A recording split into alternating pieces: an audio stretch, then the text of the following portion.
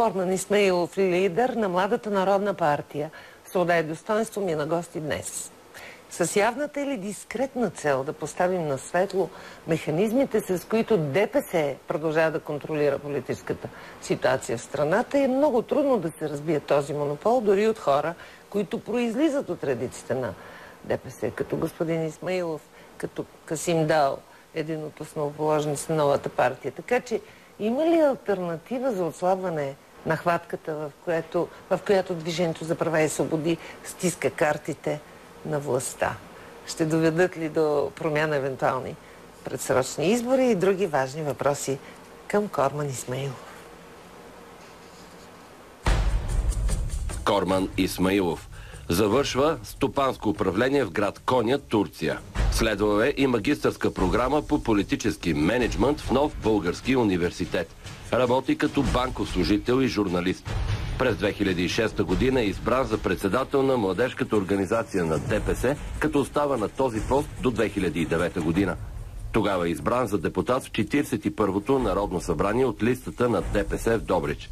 През април 2011 е изключен от парламентарната група на ДПС, а 2 месеца по-късно и от партията с мотив, че нарушава устава. На 1 декември 2012 заедно с Касим Дал учредява партия Свобода и достоинство. Здравейте, Корман. Какво си помислихте, когато видяхте господин Пеевски назначен за шеф на ДАНС? Каква беше първата ви мисъл?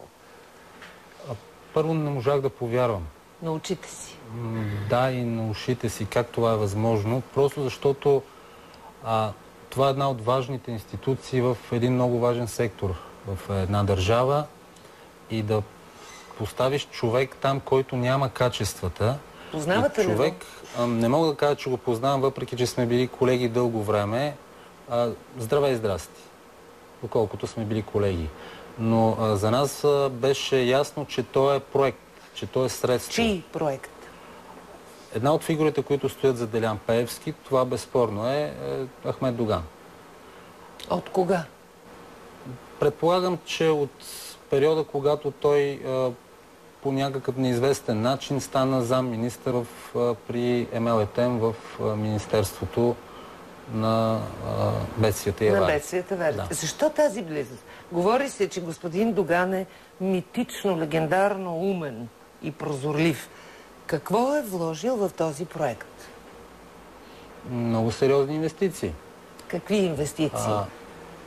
И от гледна точка на това като протежиране и може би някои финансови. Така се говори, че освен медиен проект, той е до някъде финансов проект. Чий финансов проект? Чии пари? Това, което аз мога да кажа е, че една от фигурите, които стои със сигурност, което аз знам, докато съм бил вътре в Движението за права и свободи, това беше председателя тогава. Ахмед Доган? Да. Много ми е интересно. Мен ми е любопитен механизма на демонстрацията на могъщество на Делян Пеевски. Защото той дълго време стоеше все пак в страни от кипежа на политическия живот. Той правеше други неща.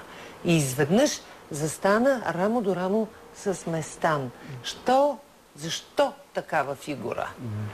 Другото изненадващо нещо беше, когато в първите дни на новото Народно събрание, когато видях Делян Пеевски на първия ред на банките пред групата на Движението за права и свободи.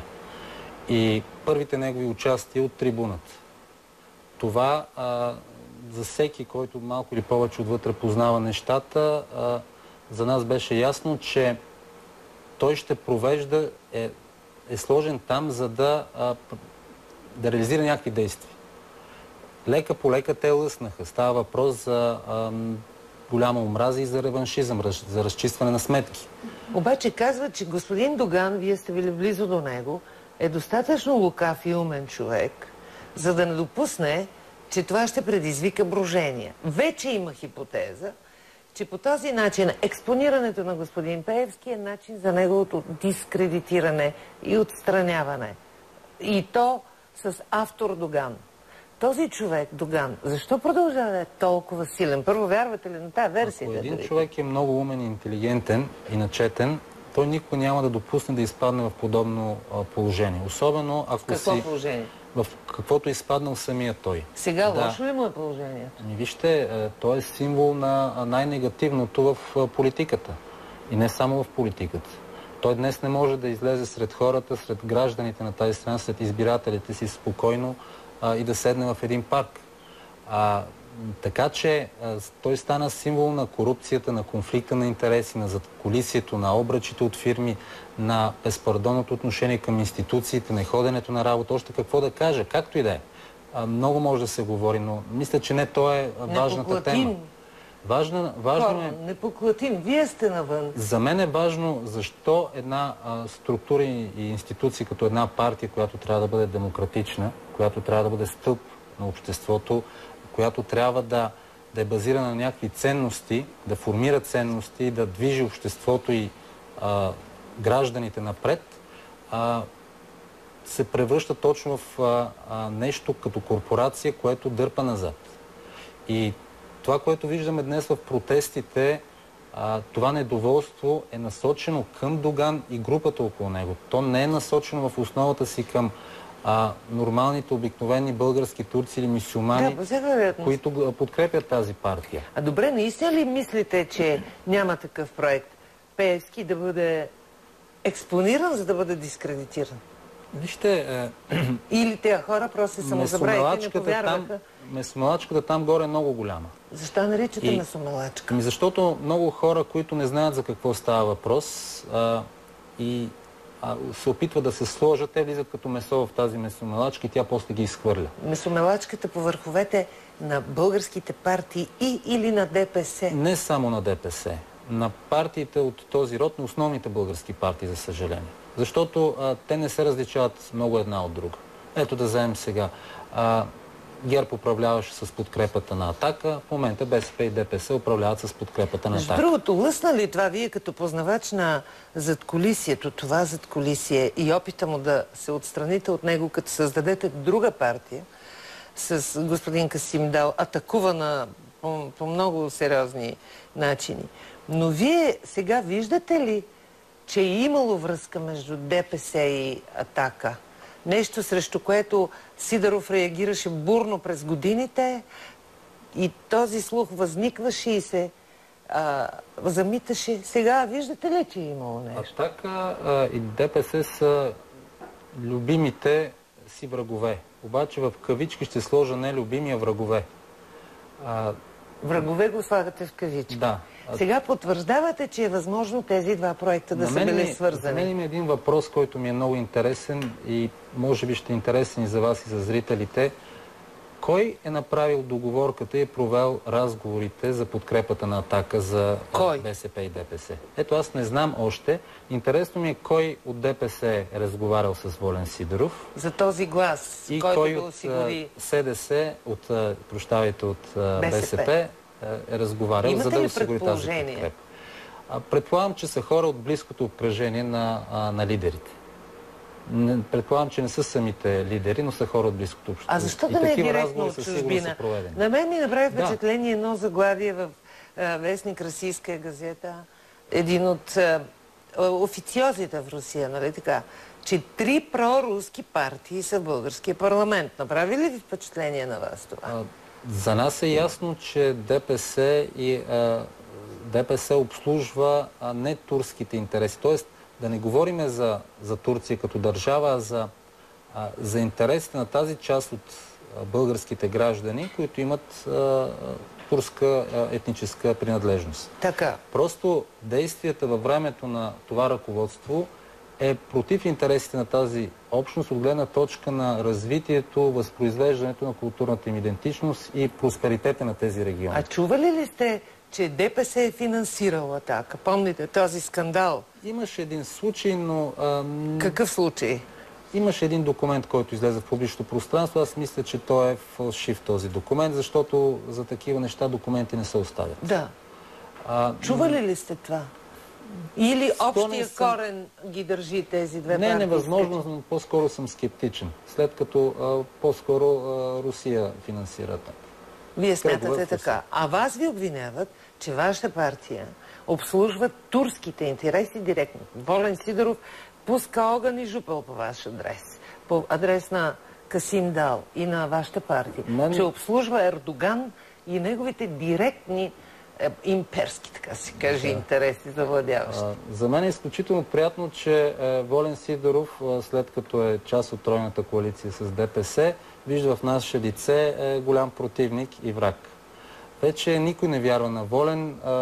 Волен през годините е доказал, че е вреден за страната въобще по всякакви направления. А що се касае какви интереси ние ще обслужваме, вижте, ние тръгнахме да променим положението, статуквото и да кажем някакви истини за една от партиите. Това, което ние говорим и правим, получи доверие и подкрепа от днешното политическо ръководство. Страх ли ви е било някога, когато се отцепихте от ДПС, когато тръгнахте с Касим Дал да правите тая партия, когато ви обвинят за директен слугинаж на турската политика? Не. Страх няма, защото когато говориш това, което говорят избирателите, това, което говорят хората, дори това, което говорят някои от колегите ти вътре в партията, но поради икономическите си зависимости не могат да го кажат гласно, както преди малко, преди мен гостуващите, видях една разлика как разсъждава младото поколение, по-чисто, и как разсъждава по-възрастното, обременено и, как да кажа, замърсено от компромиси в политиката поколение. Така че аз виждам, че има надежда, защото точката, до която сме стигнали и начина, по който е конструирано политическото през партиите, преплитането с медии, с икономически, финансови структури, външни интереси, води страната към нещо лошо. А вие участвахте ли в атентата срещу Доган, както ви обвиняват? Като вдъхновители, като... Това е абсурдно. Това е абсурдно, въпреки че се направиха опити това да ни бъде преписано. Вменено, да. Точно така. Нашите думи и действия са съвсем открити, прозрачни, публични. Кой направи атентата, Корман? Това, което аз така като информация и като впечатление съм придобил за себе си, е, че това е самостоятелен акт и решение на въпросния млад човек. Самият човек си го е решил? Да. Една крайна форма на протест. Не е сценарий, не е инсценировка. Не мисля, въпреки че има и такива съмнения, но аз за себе си ги отхвърлям. Не може да се стигне до там, до такова падение, че да се провокира подобно нещо. Вас може ли да ви сполети същото нещо, рокади на повърховете? Примерно Касим Дал да слага вас, след това вие да издигате Касим Дал, както Доган и Местан. Сега, те са нещо като Путин и Медведев, такова нещо? Не. Там е различно. Там има един цар в лицето на Доган и другите са фигурите в шаха. Там царица няма. Харесвате ли се на старта? Интересен поглед. Дано да са дълги разстоянията. Защо беше... Какъв беше смисъл на тая рокада Местан Доган? Това е да бъде укрепен и повече защитен царя в шах. Аз го казах в едно интервю. Просто Топа и царя си размениха местата, като царя си остана цар.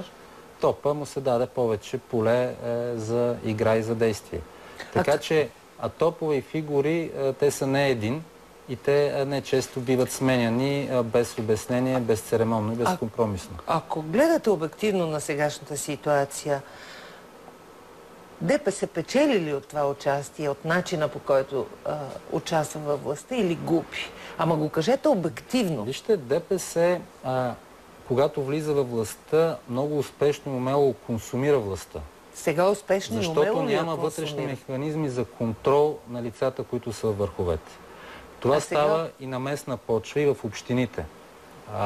На места, защото корупцията, обръчите, те фигурират, те съществуват и на общинско, на регионално ниво. Сега успешно ли консумира участието си във властта? Аз бях изненадан, след като БСП, може да поканите сигурно и колеги от ръководството на НДСВ, които сърбаха тая попара. Защото на тройната коалиция. Да, в политиката от гледна точка на разбирането на коалиционността в ДПС няма малки и големи партньори. Има партньори и еднаква отговорност, безотговорност, прикрити или открити действия. Печели или губи ДПС в момента?